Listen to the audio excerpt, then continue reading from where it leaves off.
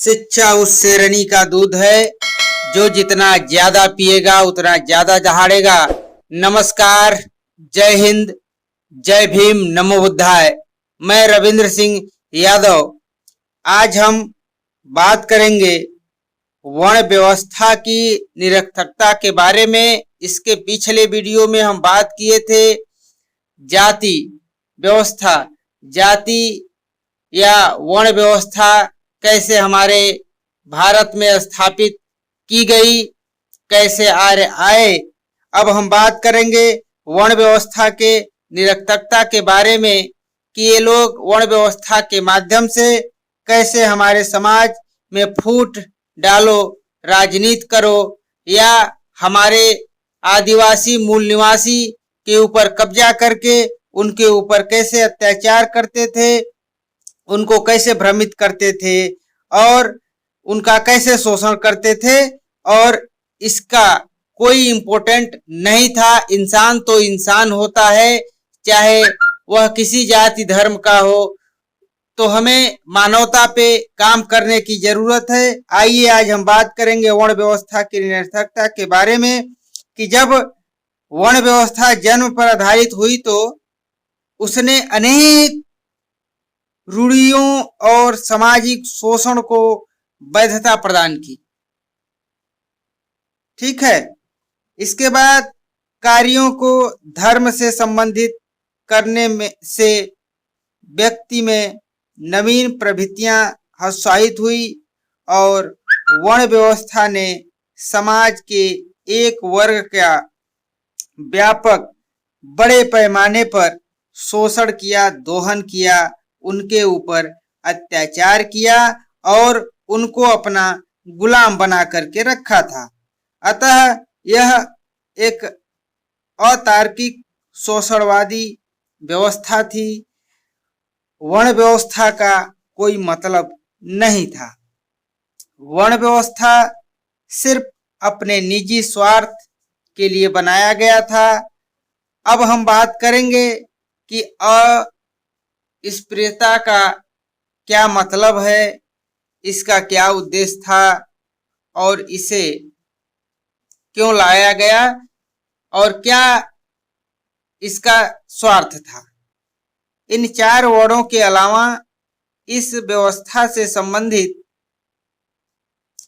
एक पांचवा समूह भी था जिसको इस व्यवस्था से संबंधित होते हुए भी इस वर्ण व्यवस्था में स्थान प्राप्त नहीं था। इनको अस्पृश्य, अछूत, अत्यंज, चांडल, पंचम आदि शब्दों से संबोधित किया जाता था। इन्हीं के लिए गांधी जी ने हरिजन शब्द का प्रयोग किया तथा 1935 के अधिनियम में इसे अनुसूचित जाति शब्द देकर के प्रयोग किया गया। साथियों, मैं अनुसूचित जाति भी उचित नहीं समझता हूँ। मैं समझता हूँ कि आदिवासी मूल निवासी जो असल मायने में भारत में निवास करते थे। इसके पहले बुद्धिस्ट का देश हुआ करता था। आइए हम बात करेंगे आगे के शब्दों के बारे में।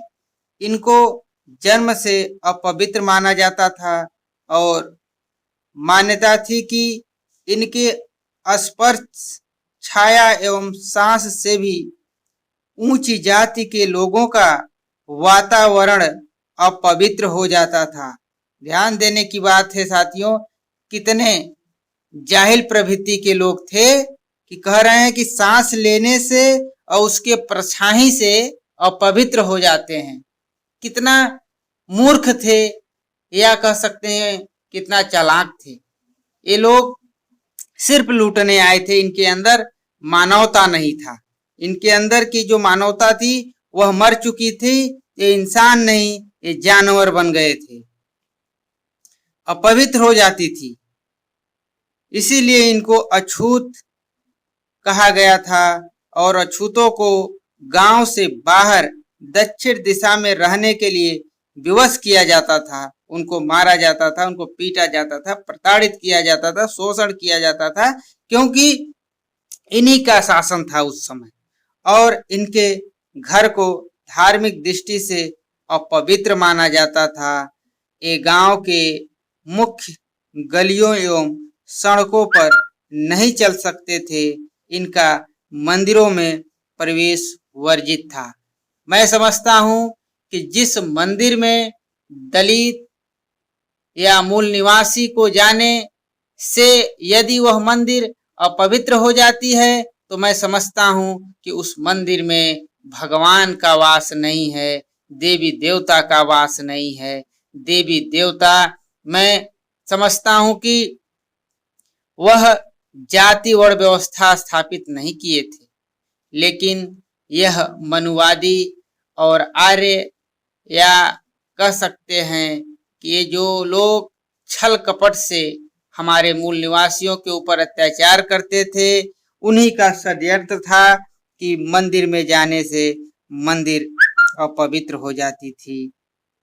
साथियों, यह बहुत ही दुर्भाग्य की बात है और घर की दृष्टि से उनको अपवित्र मान लिया जाता था और गांव के गलियों एवं सड़कों पर इस तरह से उनको वर्जित कर दिया जाता था और उनको कहा गया यदि वे ईंटों से बने पक्के मकानों में रहना चाहते थे तो वह नहीं रह पाते थे, उनके लिए प्रतिबंधित था। यहाँ भी अत्याचार होता था। अछूत महिलाएं आभूषण एवं कमर से ऊपर वस्त्र नहीं पहन सकती थीं। यह कितना घनघोर अपराध था, कितना घनघोर मानवता का दोहन हो रहा था। इससे बड़ा जानवर या जाहिल पंथी हम नहीं कह सकते हैं। पुरुषों को भी जूता कमर से ऊपर वस्त्र पहनने की अनुमति नहीं थी। बताइए, पहनने पे भी बाउंडेशन था। यह पूर्ण रूप से जानवर बन गए थे।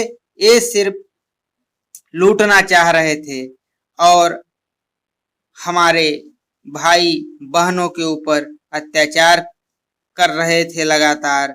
साथियों, ये शब्द सुन करके, देख करके, पढ़ करके मन बहुत व्यथित होता है कि आज हम पहले से आज हम कितना बेहतर हैं। आगे कहा गया इनके लिए अपवित्र कार्य जैसे मैला साफ करना, मृत पशुओं को फेंकना आदि निर्धारित किए गए थे। इन सभी निर्योग्यताओं को उन पर बलपूर्वक लागू किया जाता था और इनके उल्लंघन पर अंग भंग एवं मृत्यु दंड तक की सजा देते थे ये पापी अत्याचारी। साथियों, इनका उद्देश्य बहुत ही खराब था और मैं समझता हूं कि यही अत्याचार बचपन से ही बाबा साहब भीमराव अंबेडकर देखते रहे, सहन करते रहे, लेकिन एक उसका लिमिट होता है। पानी जब सर के ऊपर से जाने लगा तो यही बाबा साहब भीमराव अंबेडकर कूद गए और अपने भाई बहनों को आजाद कराए। जय हिंद, जय भारत, नमो बुद्धाय।